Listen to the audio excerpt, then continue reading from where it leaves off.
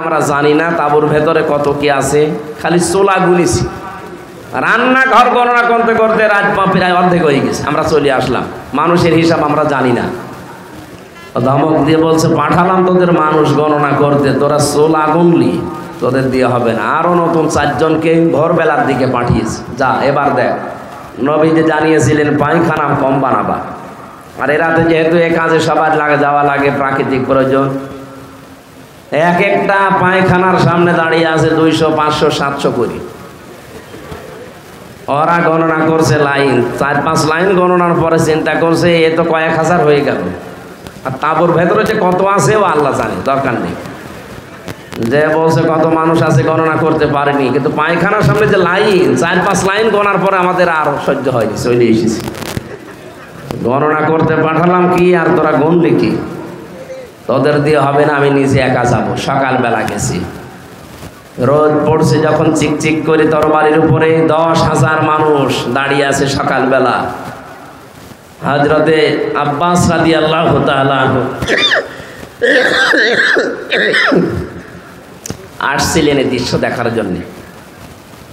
পাহাড়ের পাদদেশে দাঁড়িয়ে আবু সুফিয়ান তাকিয়ে দৃশ্য দেখে হযরত আব্বাসকে দেখতে পেলে বললেন, আব্বাস, মনে হচ্ছে তোমার ভাইয়ের ছেলে ভাতিজা আজ বিশাল বাদশা হয়ে গেছে।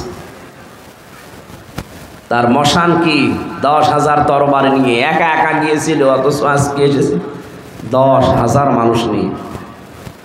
হযরত আব্বাস ওই দিন বলেছিলেন, আবু সুফিয়ান, তোমার চোখ তোমাকে ধোঁকা দিচ্ছে, ভালো করে চোখ মলন করে আবার একটু তাকিয়ে দেখো, এর নাম বাদশাহী না, এর নাম নবুয়ত। নবুয়তের শান আছে, এই জন্য তুমি এখনো দাঁড়িয়ে আছো। নবুয়ত যদি না হতো তাহলে তোমার মতো কাফের এই জায়গায় কল্লা নিয়ে বডির উপরে দাঁড়িয়ে থাকতে পারতে না। আগস্টের 5-এর পরে যারা ইসলাম বসেন না তারা কিন্তু উল্টাপাল্টা শুরু করেছিলেন, কিন্তু সত্যি যারা ইসলাম বসে 152 জনের ভেতরে 108 জন যারা, তাকান তো, তারাও ঠিক এইটাই কায়েম করেছে। তারা দেখিয়েছে, কিন্তু একটাকেও আঘাত করে নাই। শেষ পর্যন্ত লোকটা মুসলমান হয়ে গিয়েছিল। চিন্তা করেছেন কোথায়? শত্রুদের ঘরে আশ্রয় নিলে বলেছিলেন মাফ করে দিবা। এত বড় কঠোর এবং প্রকাশ্য শত্রু ছিল আবু সুফিয়ান। আমার তো মনে হচ্ছিল 5 তারিখের পর থেকে অন্য কিছু মনে হয় আমাদের দ্বারা হবে, কারণ আমার নিজেরও রাগ ছিল। 3টা বছর বিনা কারণে ওরা যা কষ্ট দিয়েছে আমারে, জেলখানা এমনি দিয়ে দিতেন, 3 বছর না 10 বছর রেখে দিতেন। তা আমার যে মামলায় তো মানে বাড়িতেও রাখা যায় না, জান্নাতে রাখা দরকার। আর আমার ওরা ফাঁসির কন্ডেম সেলের ভেতরে 24 ঘন্টা তালা লাগিয়ে আবার সিসি ক্যামেরা দিয়ে রাখত, যেন আমার সাথে কেউ যেন কথা না বলে।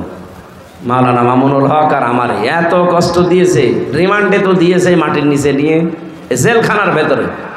আর অধিকাংশ পড়তো আমাদের মালায়ন হিন্দু, দেবদাস, সুব্রত বালা, দেবদুলাল, আশিক কুমার, এর নামগুলো মুখস্থ হয়ে গেছে। 3 বছর এরাই ছিল আমার সামনে। মুসলমান দিত না, মনে করতো মুসলমান দিলে যদি ওর ওপর একটু দয়া দেখায়। খাবার দাবারের যে অবস্থা, মনে হতো কে যেন খাবারটা মাখিয়ে এরপরে দিয়েছে। অথচ উনি নিজেও আমার সাথে 4 দিন ছিলেন। ডাক্তার শফিকুর রহমান, এই লোকটা ঘোষণাই দিয়ে দিলেন যে আমরা আমার নিজের পক্ষ থেকে যা অত্যাচারিত হয়েছি, আমার দলের পক্ষ থেকে সব আল্লাহর জন্য মাফ করে দিলাম। মনে হচ্ছে 1500 বছর আগে নবীজি নিজে মক্কায় দাঁড়িয়ে যেটা বলেছিলেন, লা তাসরিবা আলাইকুমুল ইয়াউম ইয়াগফিরুল্লাহু লাকুম, ঠিক সেই কথাটাই উনি বললেন, কোনো অভিযোগ নেই কারো উপরে, সব মাফ করে দিলাম। এই দৃশ্য দেখেই তো 15 থেকে 58 ভাগ এই কয়েকদিনের ভেতরে মানুষ সব ইসলামের দিকে আসতেছে, শুধু একটা দৃশ্যের কারণে। মানুষ লটপাট নিয়ে ব্যস্ত, মারামারি নিয়ে ব্যস্ত, আর উনি এই বুড়ো বয়সে 60, 62, 65 বছর বয়স ওনার, অথচ এই বয়সে সেই ফেনীতে গিয়ে হাঁটু পানির ভেতরে, গলা পানির ভেতরে মানুষের খোঁজ নিচ্ছে। কই দেশে আর মানুষ নেই? আমরা আগস্টের 5 তারিখের আগের জরিপ দেখেছিলাম। আন্তর্জাতিক বিশ্ব নিয়ে আমি যতটুকু লেখাপড়া করেছি, যতটুকু জানি, 257টা রাষ্ট্র পৃথিবীতে এখন। জাতিসংঘের আন্ডারে 195টা। বিশ্বে বহু দেশে আল্লাহ আমার এই ছোট জীবনে আমাকে নিয়েছে। 100 জনের 15 জন মানুষ চাইতো আগস্টের 5 তারিখের আগে যে এই দেশে ইসলাম কায়েম হোক। মাত্র 1 মাস 16-17 দিনের ব্যবধানের গত 15 দিনের রিপোর্ট আমি বানাইনি, আল জাজিরা আন্তর্জাতিক একটা রিপোর্ট দিয়েছে এই দেশের রক্ষণ করি, আন্দাজে দেয়নি তারা, চিন্তা ভাবনা করে তারা দিয়েছে 100 জনের 58 জন মানুষ এখন চাচ্ছে এই বাংলাদেশে আল্লাহর কোরআন কায়েম হোক। আর এটা কায়েম করার জন্য যিনি পালিয়েছে তার দ্বারা সম্ভব। এক কথা বলেন না কেন? সম্ভব যাদের জন্য, যাদের দ্বারা আপনি টের পাচ্ছেন না, যাদের দেখলে আল্লাহর কথা মনে হয়। এই লোকটার অ্যাক্টিভিটিস, এই লোকটার ইখলাস, এই লোকটার তাওয়াক্কুল, তার ইবাদত আমি নিজে দেখেছি। আমি এই বয়সে, আমার 33 বছর বয়স, 1-1.5 পারা দাঁড়িয়ে পড়তে গেলে আমার পায়ে ব্যথা হয়। আর উনি এক একটা সেজদায় 45 মিনিট 1 ঘন্টা সেজদায় পড়ে আছে। আমার বাবার চাইতেও বয়স বেশি, আমার বাবার 52, ওনার 62-র উপরে।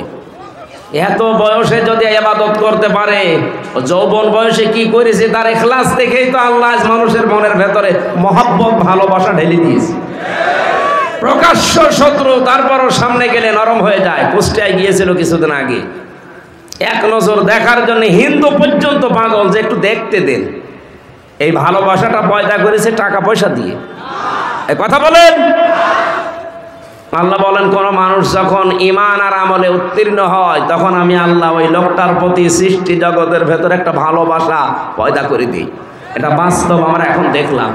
সুতরাং চুলকানি যাদের উঠতেছে শিবিরের নাম শুনে, যে সমন্বয়ক 152-র ভেতরে 108 জনের শিবির, আরে শয়তান তোর ছেলে মেয়ে কোথায় ছিল? বল, তোর ছেলে মেয়ে কোথায় ছিল এতদিন? যারা জীবন দিয়েছে এই সাইদ আবু সাইদ রংপুরে শিবিরের সাথী ছিল। এক কথা বলে না কেন? পুলিশের গাড়ি থেকে যাকে আহত অবস্থায় উপর থেকে টান দিয়ে ফেলে দিয়েছিল আমিন, শিবিরের সদস্য ছিল। আপনি টের পাচ্ছেন কথা থেকে কি হয়েছে? তাহলে আন্দাজে লাফাচ্ছেন। এখন আপনি কি করেছেন 15.5 বছর? কিচ্ছু অবদান আপনার নেই। সুতরাং এই নাস্তিক যেই কয়টা রাম আর বামরা এখন লাফাচ্ছে, আমার মনে হয় এদেরকে ওই ফরিদউদ্দিন মাসুদ, রুহুল আমিনের মতো অবাঞ্ছিত ঘোষণা করা দরকার দেশের জন্য। এগুলো ক্যান্সারে দেশের। এই জালেমের এত বড় বেশি ক্ষমতা ছিল না, খালি আলেম নামে কিছু জালেম তাকে পরামর্শ দিত, তার ভেতরে এই ফরিদউদ্দিন মাসুদ একজন। এই লোকটা যদি কোরআনের পাখির ফাঁসি চাইতে পারে, আমরাও উল্টা করে তার ফাঁসি এখন চাই। কথা বলেন। আমরা অবিলম্বে তার বিচার চাই। শাহবাগের মতো জায়গায় যে নাস্তিকদের পক্ষ নিতে পারে কোনো আলেম, এদেশের সব ঘরানার আলেম এখন তাকে মন থেকে ঘৃণা করে। আমরা কাউকে ভালোবাসলে আল্লাহর জন্য বাসি, কাউকে ঘৃণা করলে আল্লাহর জন্য করি। নাস্তিকদের কাজ যেটা, সেটা যে বলছে জীবনের সবচাইতে বড় সওয়াবের কাজ করলাম আজকে। কত বড় শয়তান! ওর নামে অনেক পীর এখন সাফাই গাছে যে আমাদের তালুই হয়। কিসের তালুই আপনার? কোরআনে কারীম জানিয়েছে যারা আল্লাহ রাসূল এবং জিহাদের বিরুদ্ধে অবস্থান নেয়, তারা যদি নিজের বাবা মা হয়, স্ত্রী হয়, সন্তান হয়, তাও তাদের বাদ দেওয়া লাগবে। সূরা তাওবার আয়াত, সূরা তাওবার 23 নম্বর আয়াতের তাফসীর পড়ে দেখেন, এখানে 8-9 জনের ব্যাখ্যা আছে। যে পীর নামে আপনি এত বড় পীর, বুজুর্গ মানুষ, এ কথা বললেন কি করে যে আমার তালুই হয়? কিসের তালুই? বাবার সাথে সম্পর্ক রাখা জায়েজ নেই যারা জিহাদের বিরুদ্ধে অবস্থান নেয়। আর এই লোকটা জিহাদের বিরুদ্ধে অবস্থান নিয়ে 100 তথাকথিত মুফতির সাক্ষ্য নিয়ে জানিয়েছে হাসিনাকে দিয়েছে যে এই দেখেন আমরা আলেমরা বলছি যা জিহাদ চলছে এদেশে এটা জায়েজ নেই। এমনকি আবু সাইদ সহ যারা শহীদ হয়েছে হাজারের উপরে, অনেক আলেম নামে জালেম এখনো পর্যন্ত তাদের শহীদ বলতে রাজি না। যারা এই স্বাধীনতাকে স্বীকার করছেন না, তারা এই স্বাধীন দেশে থাকার যোগ্য না। বলেন, আপনি বেরিয়ে যেতে পারেন। 71 সালে যাদের ভূমিকা উল্টা ছিল, তাদেরকে যদি দেশ থেকে বের করার জন্য ঘোষণা আসতে পারে, 24 সালের এই স্বাধীনতায় যারা এখনো পর্যন্ত মেনে নিতে পারছেন না, 100 জনের 14 জন এখনো আছে। আমরা চাই আপনারা চলে যান, যান, যেখানে যাবেন যান, যেহেতু চলে গেছে আপনারাও যান, দরকার নেই আপনাদের। আমাদের দেশ আমরা সাজিয়ে নিতে পারবো ইনশাআল্লাহ। শুধু বাইরের টাকাগুলো আনতে দিন। ডক্টর মোহাম্মদ ইউনূস ঘোষণা দিয়েছে যে টাকাগুলো ছিল 4 ভাগের 3 ভাগ প্রায় আসার প্রক্রিয়া আরম্ভ হয়ে গেছে, বাকি 1 ভাগও আসবে। যারা এগুলো করেছিলেন 1 টাকাও যেন ছাড় দেওয়া না হয়, সব টাকা আমরা ফেরত আনতে চাই। আজকে আসার সময় প্রশাসনের ভাইদের দেখলে মানুষ ধাক্কা দিচ্ছে, গালি দিচ্ছে, দোষ ওনাদের কিসের? ওপরে যেই কয়েকজন কোলাঙ্গার ছিল, এই কোলাঙ্গারদের কারণে আজ পুরা প্রশাসনের উপরে মানুষের ক্ষোভ। হ্যাঁ, ওনারা হুকুম পালন করেছে যারা, তারা দোষী। যে মানুষগুলো হুকুম দিয়েছে দোষ তো তার আছেই, হুকুম পালন করতে গিয়ে শেষ পর্যন্ত আর যখন দেওয়ালের পিঠ থেকে গেছে তখন যারা এগুলো করেছে তাদেরকে আল্লাহ মাফ করে দেবে। কিন্তু যে মানুষগুলো আরো আনন্দে করেছে, এই তানভীর ওসির মতো, কান তো একটা ছাত্ররা ফাটিয়ে ফেলেছে, শুনলাম যে থানায় পিটাতে পিটাতে তারা পায়খানা করে ফেলেছে, এখন আছে জেলে, কি হবে আল্লাহ জানে। এই জন্য যেই সমস্ত অফিসারগুলোর কারণে এই 15.5 বছর এই জালেম টিকে ছিল, তাদেরকেও যেন এই জাতি ক্ষমা না করে। আমি যাদেরকে পেয়েছি জীবনেও ক্ষমা করব না। আমার মামলার আয়ু এই কাজী মিজান, ট্যাকের হাটে বাড়ি, মাদারীপুরে। আমার কাউন্টার টেরোরিজমের সাথে যারা জড়িত ছিল, মনিরুল ইসলাম, আসাদুজ্জামান, ডিসি আব্দুল মান্নান, শেখ ইমরান, জাহিদ হাসান, আতিকুল ইসলাম, ভইয়া, 1 টাকাও যেন আল্লাহ ছাড় না দেয়, এমনকি আমার পক্ষ থেকে কোনো মাফ নেই এদের। ওরা যেমন জানা শোনার পরও বিনা কারণে আমার 3 বছর আটক করে রেখেছে, আমরাও চাই এগুলো 3 বছর করে জেলে থাক। তাও এ জেলে না, মাটির নিচে। আয়না ঘর এখন আর আছে? হ্যাঁ আছে, ওটা জাদুঘর হিসাবে রাখা হবে। সমন্বয়কদের ভেতরে অন্যতম এখন উপদেষ্টা যিনি আসিফ মাহমুদ ভইয়া ঘোষণা দিয়েছে আয়না ঘর ভাঙা হবে না, ওইভাবে থাকবে।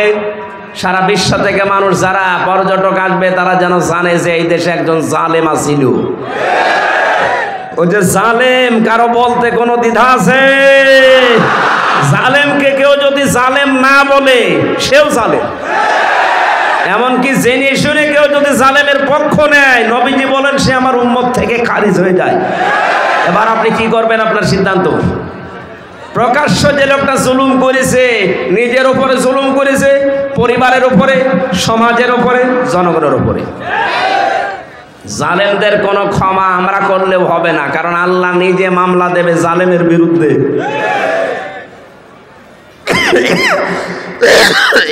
কথাটা খুব ভয়ঙ্কর কথা, আল্লাহ নিজে মামলা দেবে। আপনি টের পাচ্ছেন? আমার তো এই আয়াত পড়ার পরে সূরা শূরার 42 নম্বর আয়াত, এই আয়াত পড়ার পরে আমার শরীর শিউরে ওঠে যে এদেশের 1628টা চেয়ারে যারা ছিল সবগুলো জালেম। একটাকেও আমি ভালো পাইনি। আমি বহু জায়গায় গিয়েছি, প্রত্যেকটাই জালেম ছিল। আরে প্রত্যেকটাই আল্লাহর মামলার আসামি। বলেন কেন? সূরা আলে ইমরানের 168 নম্বর আয়াতে আছে, 78 নম্বর আয়াত, ওয়ালা ইয়াহসাবান্নাল্লাযীনা কাফারু আন্নামা নুমলি লাহুম খায়রুল লিআনফুসিহিম ইন্নামা নুমলি লাহুম লিয়াজদাদু ইসমা ওয়া লাহুম আযাবুম মুহিন। আল্লাহ পাক বলেন, হে নবী, কাফেররা ধারণা করে, মনে করে, এই চিন্তা ভাবনা করে যে ক্ষমতা আল্লাহ তাদেরকে দিয়েছে, ক্ষমতায় বসিয়ে রেখেছে মনে হয় ভালোবেসে। অথচ না, তাদের এই ক্ষমতা দিয়ে যে জুলুম অত্যাচারগুলো হয়, আমার আল্লাহ বলেন আমি তাদের পাপ পরিপূর্ণ হয়ে যাক এইটা চাই, আর হয়েছেও তা। 15.5 বছরে পাপ একেবারে খাপের খাপ মিলে গেছে, আর জায়গা নেই। তখন আল্লাহ পাক বলেন আলাহুম আযাবুম মুহিন, আমার শাস্তি তখন ভয়ঙ্কর অবস্থায়, অপমানিত অবস্থায় তাদেরকে পাকড়াও করেছে। 850 বছর আগে পালিয়েছিল লক্ষণ সেন, এত বছরের ভেতরে পৃথিবীতে কেউ পালায়নি, এইটা বাদ দিয়ে। কথা বলেন না কেন? এই জন্য বাস্তবতা এইটা। আল্লাহ পাক দেখেছেন যে পাপ আর জায়গা নেই পূর্ণ হওয়ার, পরিপূর্ণ হয়ে গেছে, তখন আল্লাহ ধরেছে একেবারে ধরার মতো। যারেই ধরে তারে এত অপমান করে, পৃথিবীতে এত অপমান কেউ হয়নি। আপনারা বলেন ওরা যারা ফাঁসি দিয়েছে, হ্যাঁ ফাঁসি যারা দিয়েছে, যে মানুষগুলো ফাঁসি হয়েছে প্রত্যেকেই বীরের মতো জীবন দিয়ে গেছে। আমাকে যে কারারক্ষী পাহারা দিত তার ভেতরে একজন আমি মুসলমান পেয়েছিলাম, কুতুবউদ্দিন, রাজবাড়িতে বাড়ি। বের হওয়ার কিছুদিন আগে আমারে বলছে, হামজা ভাই আমি ওই সময় পাহারায় ছিলাম শহীদ মীর কাশেম আলীর, ওনাকে যেদিন ফাঁসি দেওয়া হবে সকাল রাত 10টা 1 মিনিটে, সন্ধ্যার সময় আমার ডিউটি শুরু হওয়ার পরে বললাম, স্যার আপনারা 3 ঘন্টা পরে ফাঁসি, আপনি প্রস্তুতি নেন। উনি আমারে বলছে, কারারক্ষী ভাই 3 ঘন্টা তো অনেক সময়, আপনি 2 ঘন্টা ঘুমালাম, আপনি আমারে ডাক দিয়ে দিয়েন 1 ঘন্টা আগে। আপনি আল্লাহর ওলি খুঁজে পান না? মাওলানা মামুনুল হক জেলখানায় আমার পাশের রুমে 3টা বছর মাঝে মাঝে এই কথা আমাকে জানাতো, হামজা ভাই এতদিন পর্যন্ত উল্টা পাল্টা ধারণা আমিও করেছি, এখন বাস্তবতা এসে দেখছি এদেশের সবচাইতে আল্লাহওয়ালা এবং ইমানদার মানুষ যাদের ফাঁসি দেওয়া হয়েছে জামাতের, তাদের যে ইমান কোন পর্যায়ের এটা মাপার ক্ষমতা আমারও নেই। আমিও মানুষ হিসাবে মাঝে মাঝে ধৈর্য হারা হয়ে যায়। কিন্তু কি শোনালো কারারক্ষী, 3 ঘন্টা পরে যার ফাঁসি সে লোকটা বলছে আমি 2 ঘন্টা ঘুমালাম, আপনি আমারে ডাক দিয়েন। তার ঘুম আসে কি করে? আমরা ঘুমের বড়ি খেয়ে আমার ঘুম আসতো না, তাও তো আমার কোনো চিন্তা নেই। আর তার নিজের ছেলে ব্যারিস্টার আরমান গুম হয়ে আছে 8 বছর, তার স্ত্রী ওই সময় অসুস্থ, তার দলীয় লোকগুলো সব পালিয়ে পালিয়ে বেড়াচ্ছে, কেউ জেলখানায় ভর্তি আছে। বাংলাদেশের ভেতরে একটা ম্যাগনেট ছিল, 1000 লক্ষ মানুষের কর্মসংস্থান তৈরি করে দিয়েছে। সেই লোকটা মাত্র 3 ঘন্টা পরে ফাঁসি বলছে আমি ঘুমালাম। দেখলাম ঠিক 2 ঘন্টা পরে ডাক দিলাম, উনি উঠলেন, গোসল করার পরে ওযু করার পরে এসে নামাজ শেষ করে আমারে বলছে এবার চলেন। চলেন মানে আপনি যদি নিয়ে যেতে না পারেন তাহলে জল্লাদকে ডাক দেন, কারণ সময় আর বেশি নেই, মনে আছে শ্বশুর বাড়ি যাবে, তাড়াতাড়ি করছে। আমার ওই সময় আমাকে কারারক্ষী বলেছে, ভাই আমার তো মনে এখনো পর্যন্ত বিশ্বাস হয় না যে উনি ঘুমাইলো কি করে, ওনার এত চিন্তায় ঘুম আসলো কি করে। আমি বলেছিলাম কুতুব ভাই ঘুম কেন এসেছে আমি বুঝতে পেরেছি। সূরা হামিম সেজদার 30 নম্বর আয়াতে আল্লাহ 1500 বছর আগে তার ঘুমের কাহিনী জানিয়েছেন। ইন্নাল্লাযীনা ক্বালু রাব্বুনাল্লাহু সুম্মা ইসতাকামু তাতানাজ্জালু আলাইহিমুল মালাইকা। আল্লাহ পাক বলেন অবশ্যই যারা এই কথা বলতে পারে আমাদের রব আল্লাহ, আর এর উপরে যারা টিকে থাকতে পারে। এ বাংলাদেশের 100 জনের 96 জন যেহেতু আমরা মুসলমান, আমরা এক বাক্যে চামড়ার মুখ দিয়ে বলে ফেলতে পারি আমাদের রব আল্লাহ, কিন্তু টিকে থাকার মতো মানুষ মাত্র 100 জনের 15 জন ছিল। এক কথা বলছেন, 96 জন মানুষ আমরা বলি যে হ্যাঁ আমাদের রব আল্লাহ, কিন্তু ঝড় আসলে টিকে থাকার মতো মানুষ মাত্র 100 জনের 15 জন। বাকিগুলো সব ওই আমার তালই হয় এই লাইনে আছি, ঝড় দেখলেই বাতি আগেই নিভে যায়। কোথায় সেই সৈয়দপুরে ঝড় উঠেছে, এই জল ঢাকায় বাতি নিভে গেছে। কিন্তু যারা টিকে থাকতে পারে সৈয়দপুরে না, এখান থেকে 1/2 কিলোমিটার দূরেও যদি বিশাল ঘূর্ণিঝড় শুরু হয় বাতি জ্বলতেই থাকে। তাদের ভেতরে একজন শহীদ মীর কাশেম আলী। এই লোকটাকে যখন আল্লাহ একজন আছে তিনি আমাদের রব এবং টিকে থাকার মতো ঈমান আল্লাহ দেখলেন যে হ্যাঁ টিকে আছে, আল্লাহ পাক বলেন তখন তার বিপদে আমি আল্লাহ ফেরেশতা পাঠাই। এ কথা কার? আরো জোরে বলেন। এটা যে প্রমাণ হয়েছে এই দেশে সেই কথাটাই শোনালাম। কেন ওই লোকটা ওই সময় এ কথা বললো যে আমি 2 ঘন্টা ঘুমাই, আপনি কি স্বাভাবিক মনে করছেন? বলতে আমার যত সহজ লাগছে, বিষয়টা এত সহজ না, কারণ আমি নিজে তো পরীক্ষিত।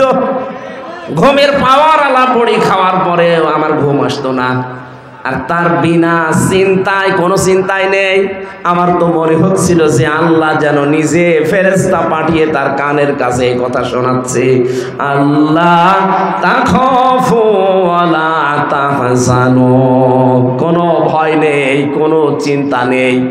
আয়াতের তাফসীর পড়তে গিয়ে আমি দুইটা বিষয় পেয়েছি। ফেরেশতারা আসার পরে কানের কাছে মুখ নিয়ে জানাতে থাকে, মীর কাসেম আলী ভয় পাবেন না। কিসের জন্য ভয় করেন আপনি?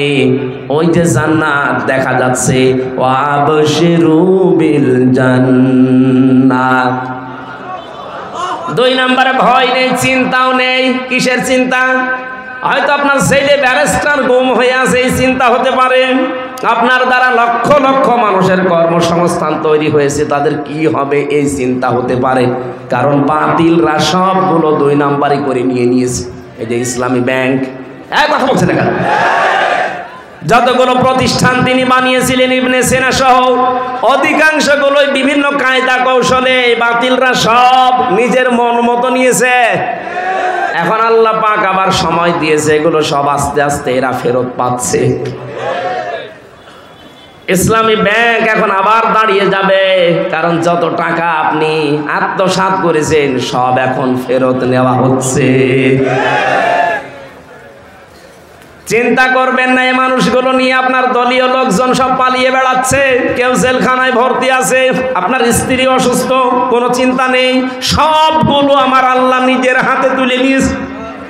এই কারণেই তিনি মনে হয় বলছিলেন, ভাই তাড়াতাড়ি করে আমার নিয়ে চলেন, আমি জান্নাত দেখতে পাচ্ছি। আল্লাহর ওলি আমরা খোঁজার জন্য কত জায়গায় টাকা পয়সা খরচ করি, এ মানুষগুলোর অ্যাক্টিভিটিস আমি নিজে দেখতে পেয়েছি, এই কারণে শোনালাম। আল্লাতি কুনতুম তুআদুন, যার ওয়াদা আল্লাহ নিজে করেছেন, নাহানু আউলিয়াউকুম ফিল হায়াতিদ দুনিয়া ওয়া ফিল আখিরাহ। ফেরেশতারা যেন এসে বলে, আমরা আপনাদের বন্ধু ছিলাম দুনিয়ায়, বন্ধুই যদি না হবে, মাত্র 1000-এর উপরে জীবন দিয়ে গেল কিছুদিন আগে। আমার তো মনে হচ্ছে শুধু শহীদ আবু সাইদ না, রায়হান, মুগ্ধ, ইয়ামিন না, এদের সাথে আল্লাহ আবাবিল পাঠিয়েছিলেন। কয়েক ঘন্টার ব্যবধানে যে এত পরিবর্তন হয়ে যাবে। কুষ্টিয়াতে আমার সামনে 5 তারিখে 14 জন মারা গেছে, 1টার আগে। 1:30টার সময় যখন উনি পালাচ্ছে শুনলাম, কে যেন আমাকে জানিয়েছে। পরবর্তীতে শুনলাম যে ওর পরে আরো 2 জন মারা গেছে, 16 জন। ওই পর্যন্ত যারা গুলি চালিয়েছিলেন তাদের কোনো ক্ষমা নেই। তার ভেতরে একজন ছিল আমার বাড়ির নিচে, ওরে যদি জনগণ পায় কুষ্টিয়াতে পিটিয়ে মেরে ফেলবে। আপনি তো নিজেও জানতেন যে উনি পালিয়েছেন 1:30টার সময়, 4টা পর্যন্ত গুলি চালালেন কার হুকুমে বলেন? বাড়িতে এসে দেখলাম যে তালা মারা, উনি নেই, আজও নেই, কালও নেই, কোথায় গেছে ও জানে, ওর আল্লাহ জানে। আমি যে কথা বলার জন্য ছোট্ট কাহিনীটা বললাম, সত্যি কোনো মানুষ যদি আল্লাহকে রব বলার পরে টিকে থাকতে পারে, মহান আল্লাহ তাকে যে সাহায্য করে জমিনে, এটা আমরা নিজে দেখেছি। এই জন্য আমাদের ঈমান যা ছিল আল্লাহ আরো বাড়িয়ে দিয়েছেন, বলেন আমিন। এটা যেন টিকে থাকে। আমরা মুনাফিকি করতে চাই না। এই দেশ এখন ইসলামপন্থীদের হাতে সবচাইতে বড় নিরাপদ, এটা প্রমাণ হয়ে গেছে। ইসলাম যাদের কাছে নেই তাদের কাছে দেশ নিরাপদ না। তারা সুযোগ পেলে মারিং কাটিং করবে, বেঁচেও দিতে পারে। কিন্তু যাদের কাছে ইসলাম আছে তারা এ দেশ জীবন দিয়ে হলেও রক্ষা করবে। তার প্রমাণ আবু সাইদ। এই কথা বলে না কেন? সুতরাং আমরা চাই 58 জন যখন হয়ে গেছে, আর কিছুদিন সময় দেন, এদেশের 100 জনের 100 জন চাইবে যে দেশে ইসলাম ছাড়া আর কিছু চলতে দেবো না ইনশাআল্লাহ। যারা দায়িত্বে আছে এরা যেহেতু অধিকাংশগুলো মুসলমান, আল্লাহ এই মানুষগুলোকে যেন ওমরের মতো পাল্টিয়ে দেন। জোরে বলেন না কেন আমিন। পৃথিবীতে ভালো কাজ বলে আমরা যারা অনেক দরবার থেকে, অনেক জায়গা থেকে, অনেক দল থেকে ভালো কাজের এই শব্দটা নিয়ে চিল্লাপাল্লা হয়, ভালো কাজ কোনটা, এইটা আজকে কোরআন দিয়ে আমরা জানবো। এরপরে সামনে আমাদের জীবন ওই ভালো কাজে লাগাবো ইনশাআল্লাহ। সূরা মুলকের 2টা আয়াত পড়েছি। প্রথম আয়াত আল্লাহর একত্ববাদ, আল্লাহর পরিচয়, বড়ত্ব, মহত্ব, গুরুত্ব, এই সমস্ত বিষয় নিয়ে আলোচনা আছে, আমি ওইটাই গেলাম না। দ্বিতীয় আয়াতে আছে আল্লাহ রাব্বুল আলামিন বলেন, আল্লাযী খালাকাল মাউতা ওয়াল হায়াতা লিয়াবলুয়াকুম আইয়ুকুম আহসানু আমালা ওয়া হুয়াল আজিজুল গফুর। বলেন আমিন। রাব্বুল আলামিন বলেন সূরা মুলকের 2 নম্বর আয়াতে, তিনি সে আল্লাহ যিনি তোমাদের মউত আর হায়াত বানিয়েছেন একটা পরীক্ষা করার জন্যে, যে সবচাইতে বেশি ভালো কাজ করে তার কাছে যেতে পারে। আমরা যেহেতু সবাই যাওয়া লাগবে, এটা আপনি যেতে চান আর না চান যাওয়াই লাগবে, এটাই ফাইনাল। কথা বলেন। যাওয়ার আগে আল্লাহ দেখতে চাই আইয়ুকুম আহসানু আমালা, সবচাইতে ভালো কাজকে তার কাছে নিয়ে যেতে পারে। আল্লাহ কিন্তু আমাদের কাছে বেশি কাজ চান না, তিনি ভালো কাজ চান।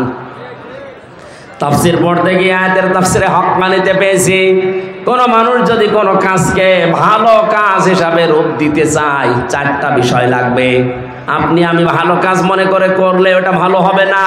ওটার শর্ত কয়টা? 4টা। বলেন বলেন। 1 নম্বরে ভালো কাজ করতে হলে ওই বিষয়ে জ্ঞান লাগবে, যেটা আরবিতে এলেম বলে। যে কোনো কাজ করার আগে ওই বিষয়ের জ্ঞান অর্জন করা লাগবে আগে।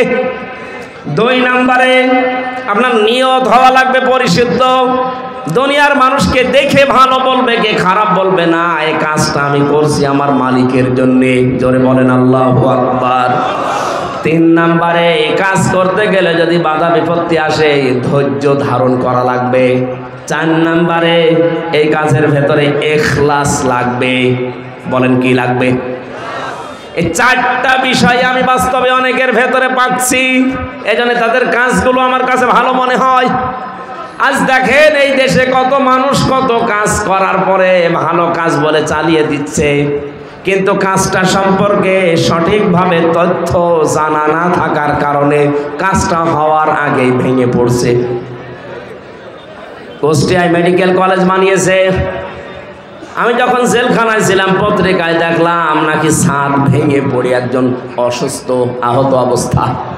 দেখেন কাজটার জন্য কত কোটি টাকা বাজেট হয়েছিল, কিন্তু ভালো কাজ হয়নি। রডের বদলে হয়তো বাঁশ দিয়েছিল। কথা বলেন না কেন? আল্লাহ আপনার কাছে বেশি কাজ চান না, আল্লাহ চান ভালো কাজ। বলেন তো কি কাজ? ভালো কাজের প্রথম শর্ত ওই বিষয়ে জ্ঞান লাগবে। বাংলাদেশ জামাত ইসলামী আর ইসলামী ছাত্র শিবির, ইসলামী ছাত্রী সংস্থা, আমি যা দেখেছি বাস্তবে এইটাই যাচ্ছে। যাকে যেই লাইনে ওঠাতে চাই ওই লাইনের অভিজ্ঞ করে তুলে দিচ্ছে। আপনি বিচারপতির লাইনে, অ্যাডভোকেটের লাইনে, আইনজীবীদের লাইনে, ডাক্তারের লাইনে, ব্যবসায়ীর লাইনে, যে লাইন বলেন আপনি তাকান। জামাত ইসলামী শিবিরের লোক যে লাইনে আছে দেখবেন ওই বিষয় খুব অভিজ্ঞ। আমি তো তাই পেয়েছি। অ্যাডভোকেটদের ভেতরে এখন সারা দেশে একজনের নাম শোনা যায় বেশি, অ্যাডভোকেট শিশির মুনির। শিবিরের কেন্দ্রীয় সেক্রেটারি ছিল। সুবহানাল্লাহ বলতে পারেন নাই? অন্য কত বড় বড় দলের রাজনৈতিক দলের কেন্দ্রীয় সেক্রেটারি সভাপতি তো আমরা দেখতে পাচ্ছি, তাদের এখন সব থৈলের বিড়াল বের হচ্ছে। শরীয়তপুরের একজন, নাম নিলাম না, সে ছিল বাংলাদেশ ছাত্রলীগের সভাপতি। তার যে কত টাকা এই 15 বছরের ভেতরে হয়েছে সে জানে আর আল্লাহ জানে। কোন এই মানুষগুলো দায়িত্ব পায়নি কোনোদিন। এদেরকে আপনি একটু দিয়ে দেখেন তো, যার 10,000 টাকা নিয়ে দায়িত্ব দিয়েছেন, 20 বছর পালন করার পরে 11,000 হবে না, 10,000-এর চাইতে আরো কমবে। কারণ এই কাজের অভিজ্ঞতা তাদের সবচাইতে বেশি। চিকিৎসা বিভাগের দিকে তাকান, আমি তাকিয়ে দেখেছি ফরিদপুরের ডাক্তার শাহিন জাদ্দার, খুলনার ডাক্তার মতিয়ার রহমান, চট্টগ্রামের ডাক্তার আশিকুর রহমান, যতগুলো ডক্টর আমরা পাচ্ছি সব এই বিষয়ের এক একজন সর্বোচ্চ অভিজ্ঞতা সম্পন্ন। ডাক্তার মতিয়ার রহমানের নাম বললাম, সারা পৃথিবীর ভেতরে 8 জনের নাম পেয়েছি আমরা, যে মানুষগুলো অপারেশন করা ছাড়া কম্পিউটারের মাধ্যমে পিত্তথলির পাথর বের করার অভিজ্ঞতা সবচাইতে বেশি। শুধু বাংলাদেশ না, সারা পৃথিবীর ভেতরে, তার ভেতর উনি একজন। এই মানুষগুলো সব এখান থেকে তৈরি হওয়া। এখানে ভালো কাজ যদি আমরা করতে চাই, আগে ওই বিষয়ের অভিজ্ঞতা থাকা লাগবে, আমাদের এলেম থাকা লাগবে, জ্ঞান থাকা লাগবে। 2 নম্বরে কি বললাম, এলেম থাকলেই হবে না, ওই বিষয়ে নিয়ত ঠিক করা লাগবে। বাস্তবে আমি যতটুকু ওয়াজ করছি আমি দেখতে পাচ্ছি এদের নিয়ত 100-তে 100 ভাগ সহি। 3 নম্বরে ধৈর্য ধারণ করা, এটাও আমি পেয়েছি। টিকে থাকতে গিয়ে 15.5 বছরে কত ধৈর্যের পরীক্ষা যে দেওয়া লেগেছে ওই জায়গাগুলোতে, আপনি হয়তো বাস্তবে টের পাননি, আমি নিজে টের পেয়েছি। বৈষম্য বিরোধী ছাত্র আন্দোলন এমনি শুরু হয়নি, 15.5 বছরে ফার্স্ট ক্লাস ফার্স্ট হওয়ার পরেও 80 রোল নাম্বার সে জায়গায় চলে যায় টাকা দিয়ে, আর 1 রোল নাম্বার সে চলে যায় একেবারে পেছনের লাইনে। এই কারণে আন্দোলন আরম্ভ হয়েছিল। সুতরাং ধৈর্যের পরীক্ষায় তারা উত্তীর্ণ হয়ে গেছে। 4 নম্বরে যেটা ইখলাস, এটা আমার ছাড়া তো আপনি বেশি বুঝবেন না, আমি তো নিজে পরীক্ষা করে দেখছি ইখলাস কার ভেতরে বেশি। এমন একটা দলের নাম বলছি যে দলে লক্ষ লক্ষ মানুষ এই দেশে এখন, কিন্তু একটা বেনামাজি নেই। সুবহানাল্লাহ বলতে পারেন না? একটা দুর্নীতি করেছে এমন প্রমাণ নেই, অথচ তারাও রাষ্ট্রের বড় বড় দায়িত্ব পালন করেছে। চরিত্রহীন নেই, জেনাখোর নেই, এমনকি বিড়ি খায় এমন মানুষ এই দলে নেই। এর চাইতে আস্থার জায়গা যদি কোনো জায়গায় পান, আপনি আমারে নিয়ে চলেন, আমি সেখানে যাব। কিন্তু এর চাইতে আস্থার জায়গা যদি না থাকে, আহ্বান জানাচ্ছি ফিরে আসেন। বলবেন যে আমরা তো দাওয়াত দেয়নি, দাওয়াত দিয়ে গেলাম। এরপরে যদি আপনি দাওয়াত না মেনে উল্টার দিকে যান, এটা আপনার কপালে আগুন লাগবে, আমার আর কিছু করার নেই। আল্লাহ আমাদের মউত আর হায়াত বানিয়ে পাঠিয়েছিলেন ভালো কাজ করার জন্য। 2 নম্বর ব্যাখ্যায় আসছি, এ পৃথিবীতে সবচাইতে ভালো কাজ আল্লাহ পাক যাকে জানিয়েছেন তিনি আমাদের রাসূল। কথা বলেন না কেন? রাসূলের কাছ থেকে ভালো কাজটা যারা শিখেছে তারা হচ্ছে সাহাবায়ে কেরাম। বলেন, সাহাবায়ে কেরামের দিকে তাকান, তারা সবচাইতে ভালো কাজ বুঝতো এই জমিনে আল্লাহর বিধান কায়েম করা। এই জন্য মাস মুআব্বিজের মতো মাত্র 12 বছর 13 বছরের বালক ভালো কাজ এটা জানার পরে নিজের গুড়মুড়িকে উঁচু করে জিহাদের ময়দানে যাবার জন্য চেষ্টা চালিয়েছে। যেহেতু এইটা এখন ভালো কাজ পৃথিবীতে, আমরা চাই আল্লাহর এই জমিনে 56,000 বর্গ মাইলে আল্লাহর বিধান কি করে কায়েম করা যায় সেই চেষ্টা করা, এটা ভালো কাজ। এটা কি কাজ? এর জন্য যদি সময় দেওয়া লাগে, এর জন্য যদি টাকা পয়সা খরচ করা লাগে, এই ভালো কাজ করতে রাজি আছেন না নেই? আজ 53 বছর বাবা চালিয়েছে, স্বামী চালিয়েছে, চাচা চালিয়েছে, বোন চালিয়েছে, ম্যাডাম চালিয়েছে, শুধু এখন দেখতে বাকি আছে আল্লাহর এই কোরআন দিয়ে দেশ চললে কেমন দেখা যায়। আমার বড় আশা এটা দিয়ে বাংলাদেশ চলছে, এটা যেন আমি দেখে মরতে পারি। কারা কারা এটা চান দেখি? লিল্লাহে তাকবীর।